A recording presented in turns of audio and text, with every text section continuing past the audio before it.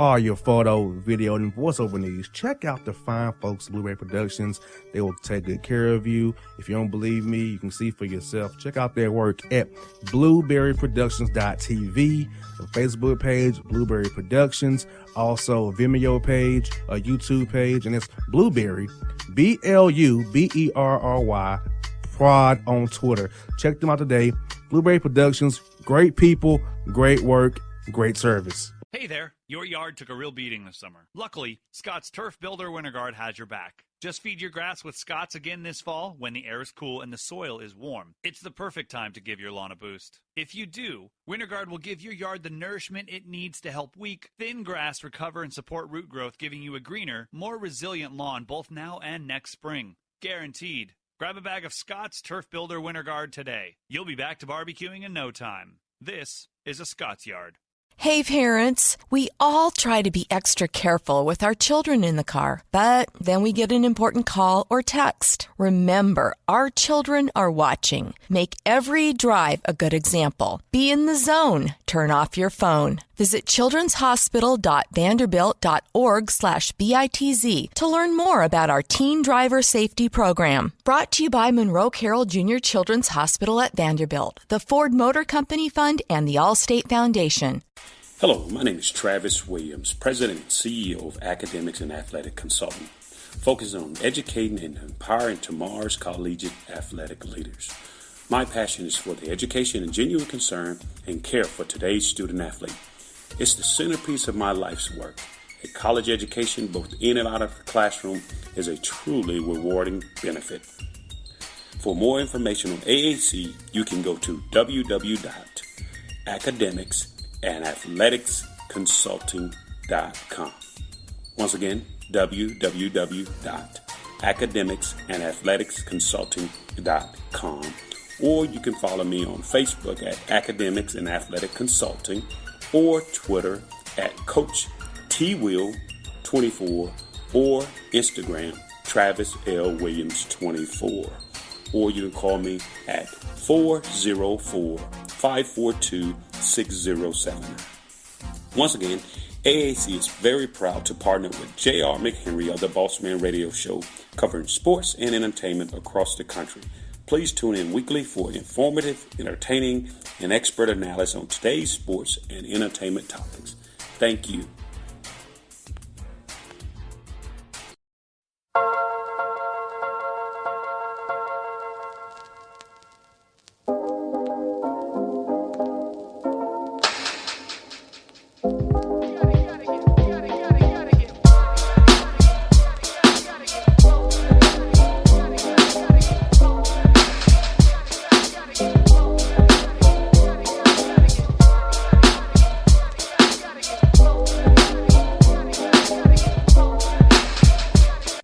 Back in the Gerald the Bossman show. We're here at Safe Farm Arena before the Hawks games with Cliff Ellis, Coach of Coastal Carolina out of the Sun Belt Conference. Coach Ellis, I told you off the air, I've been a big fan of yours for years. Honored to have you on the show, man. Well, it's a pleasure being with you. I really have been blessed with the game, and you're very kind to say that. Now, Coach, you've been a Coach of Carolina for 13 years in Conway, South Carolina, leading this great program to back to prominence again, Coach. So what do you feel like has been your biggest accomplishment in your 13 years going into year 13 and Coach Carolina since 2007 to go with the program? So what has been the biggest accomplishment for you in the program that you want to let our listeners know about here today? Well, I guess I would say the biggest accomplishment, there was one winning season in 15 years before we got here. And we went to the NCAA tournament. We were in the Big South, and we won the Big South. And Coastal had been kind of the bottom of the Big South for years and years. Winthrop had been a team with Greg Marshall. They had just rolled all over the league, and everybody was talking about Winthrop. And, to overcome that, we ended up winning 4 Big South championships before we went into the Sun Belt. And going to the NCAA for the first time, playing Virginia when they were number 1, leading them by 10 at half, and we ended up getting beat. But that's got to be the highlight for me. But at the same point in time, I think going back to places that I'd coached, we played Clemson. We played them twice. We played them 3 times, beat them twice. We went to Auburn and beat Bruce Pearl's team beat LSU twice, and beat West Virginia and Bob Huggins. Those are for a team, when you can beat a team that's a Power 5 conference that has a name. Those games stand out to me. Yes, indeed. Now, Coach, last year you had a great run in CBI, semifinal run there. So what did you prioritize with your staff for its development of the players, getting guys stronger, the strength coaches, and just development as the whole team? What did you prioritize this offseason? Kind of say we want to make the big dance. That's not CBI, but the big dance this year. Right. Well, I think that the big thing is getting the guys that are coming back more experience, which they now have had, get them stronger in the off season, get them healthy, and capitalize on what was accomplished this past year. Now, Coach, also for this upcoming season, Coach, who was the guys, in your opinion, who really bought into the program this offseason with the spring and the summer workouts here and got better that you want to highlight for our audience today so they can keep an eye out for as you guys start playing here next week? Well, I think the big one is the guy that was freshman of the year in the Sun Belt, and that's Devontae Jones. We call him DJ. He's out of Louisiana, New Orleans, and he had a very, very good year, and I think he's a guy that we can build on. But yeah, I think for fans, he would be the big one to watch. Now, Coach, also as well, Coach, I feel like that you've made Coastal a more national brand because people know who you are and know about what you've accomplished in your career here. And you've made Coastal more of a national brand.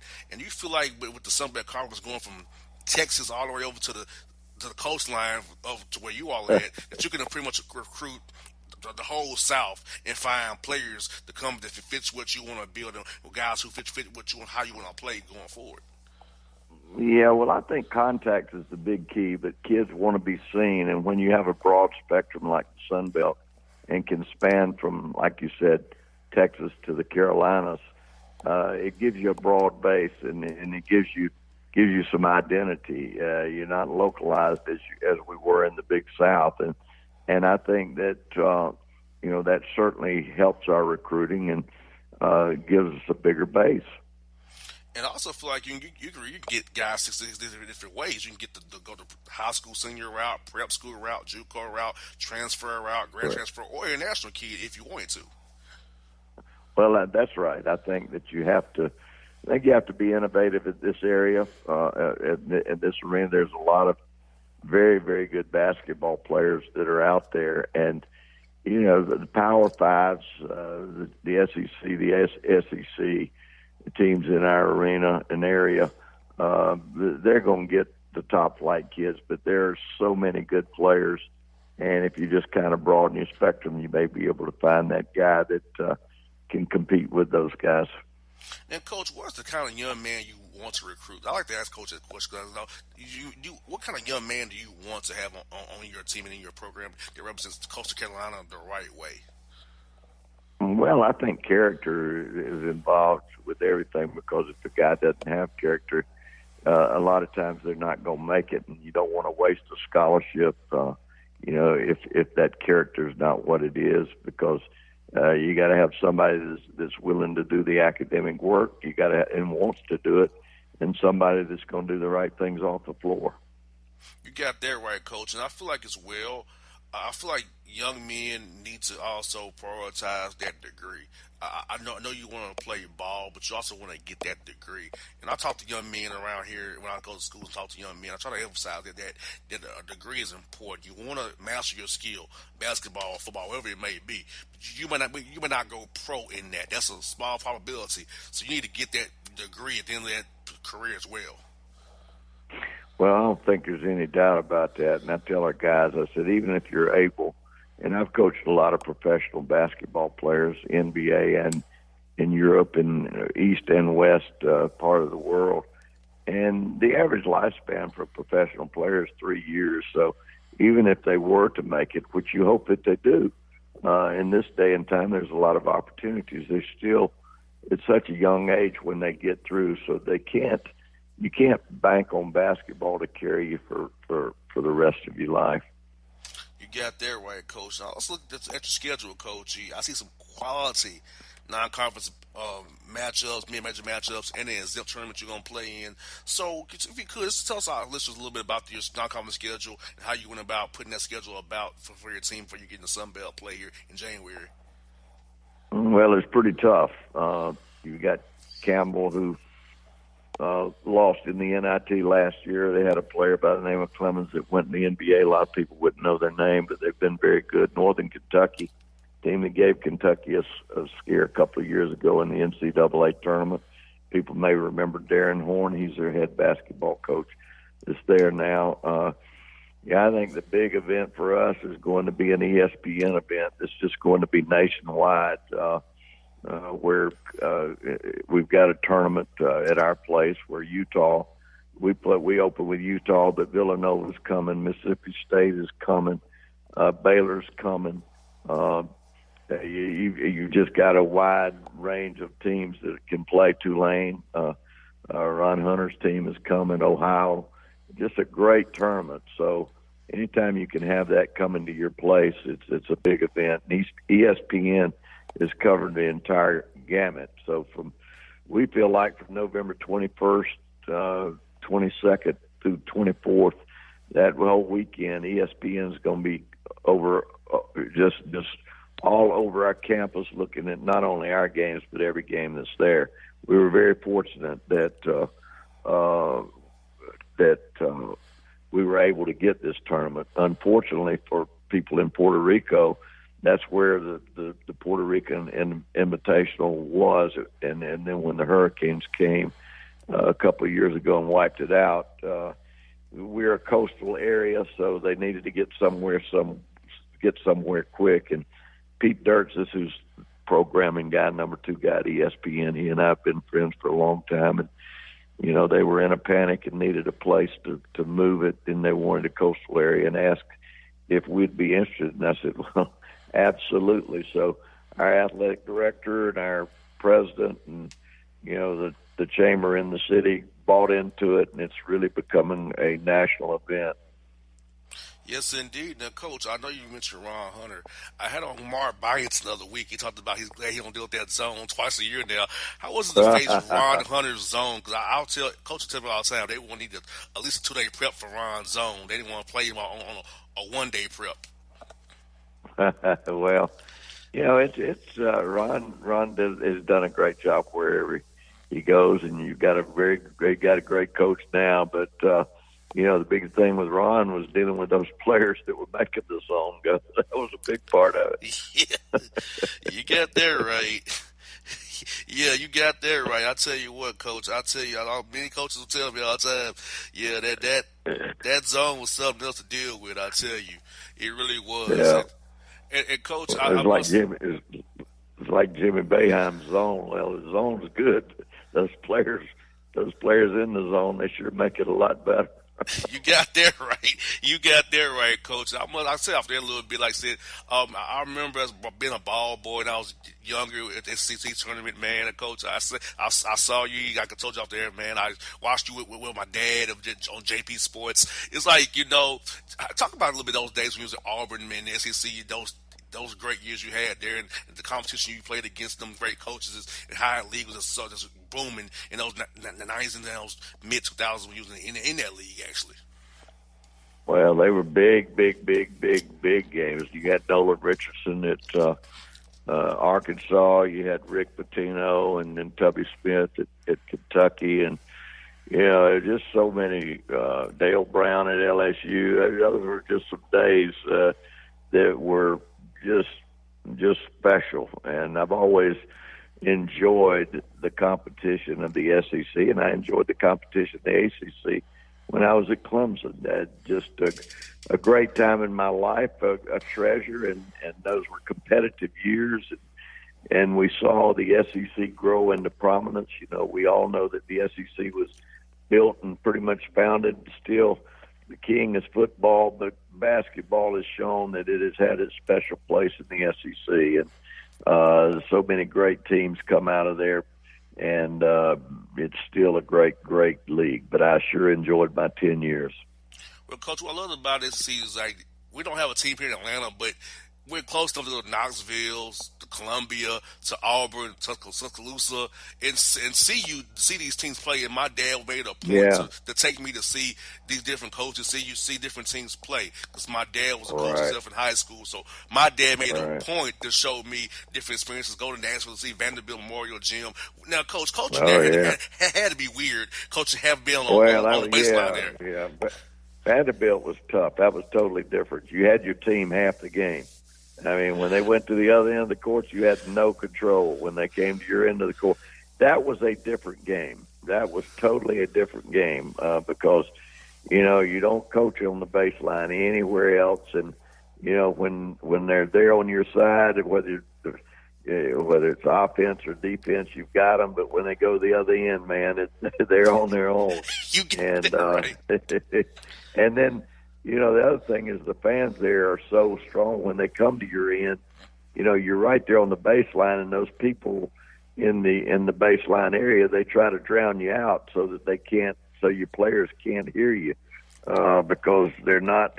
I mean, they're on top of you. They're on top of you. That was probably, without question, Arkansas when Nolan had that thing going was the toughest place to play because they were.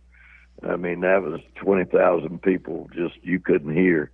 But the next toughest place was actually Vanderbilt. Kentucky was tough. They were there, but they were just they weren't as rowdy. They were into it, but they weren't as rowdy as Vanderbilt and Arkansas during those times. Yeah, Coach. The only place I have not been to yet is Fayetteville.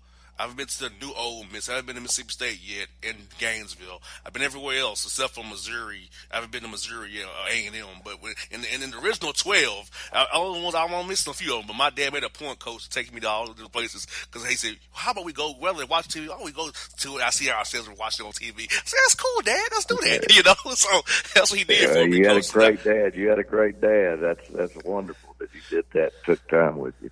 Yes, indeed. That's what I got for you, Coach. I know you've been coaching the business for a long time, but who have been some guys that really helped you in your career as you made it to the point you are today? Who are some guys that you're helping now, paying it forward and helping now as they grow in their careers? Oh, wow. I mean, there's been so many. You learn from the people that you play against. Of course, there were some people that came along the way that you wouldn't know that helped me during my early days. Marvin Beck at the University of West Florida, Milton Johnson at Chipola Junior College. Those guys, I followed them, and then the guy by the name of Jimmy Earl, who was at Middle Tennessee. But Coach Earl, I love him. As I got into the game, a guy that really helped me was Denny Crum. He was a guy that had been under John Wooden, and I was a Division I coach in the 70s, and he really had it going, and I got to spend about 3 days with him in the 70s, and that was a big boost, for me with regards to developing a style and the way that I wanted to play. He liked to press. He was smart with his shots. He was very good, but he took the time, and through that, over the years, I became friends, and of course, Mike Krzyzewski. I did the Goodwill games with him and helped him during that time, and watched his teams. And he was good. Dean Smith. You learn something from Dean when you play against him, and just so many guys that were so good. I learned a lot from Lefty and Terry Holland and Bobby Crimmins, who was at Georgia Tech, and Hugh Durham at Georgia. Now that's another one because I was Hugh Durham. I spent time with, and I'd say in the 70s when I was cutting my teeth, I got to give a lot of credit to Denny Crum and Hugh Durham. I hear that, Coach. I'm going to tell you a real quick story. Jimmy Earl was real good friends with my mother before she passed away. So Coach Earl and I go have a great relationship. I just, when he'll be at Vandy doing the referees. If with the referees, I go over there. Exactly. It's a time where we talk to him. He's always been good to me because he and my mother were good friends up there in Nashville. Well, he's a good man. He was a good coach, He's done a lot for officiating in all leagues. He's just but he gave me my first break. He helped me get my first job at Cumberland College in Lebanon, Tennessee. It's now Cumberland University, but he was very instrumental in my getting that job. And yeah, Coach, my mom went to Lipscomb, so she got me in with Don Meyer. So I was going to see my mother. Spend time with Coach Meyer over at Lipscomb, and Rick Berry as well at Belmont. So my mom's been around great coaching as well. So my mom helped me out to get me his business as well, too, Coach. Yeah. Those are good places. Yes, indeed. Well, Coach, thank you for your time today. It's been a pleasure to talk to you. I'll see you on February 15th when you play the Georgia State Panthers over at GSU Sports Arena, man. I look forward to meeting you, Coach, in person. That'll be good. We look forward to seeing you. All right, Coach. Have a great talk to you real soon, Coach. All right, thank you. All right, Cliff Ellis on the Bossman Show.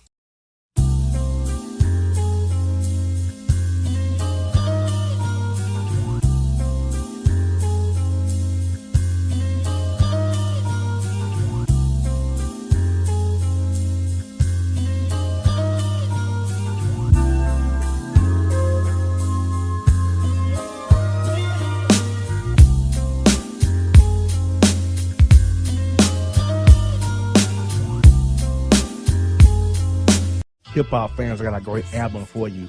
The debut album from Family Grind ENT, True Speech and 313 Fresh. We're going to give you 2 discs, 33 songs of pure, genuine hip-hop. Album is available on iTunes, Amazon, Google Play, illstreetrex.com, and streaming live right now on Rhapsody, Beats Music, Spotify, Xbox Music, Slacker Radio, and SoundCloud. Check them out today, True Speech and 313 Fresh, Family Grind ENT.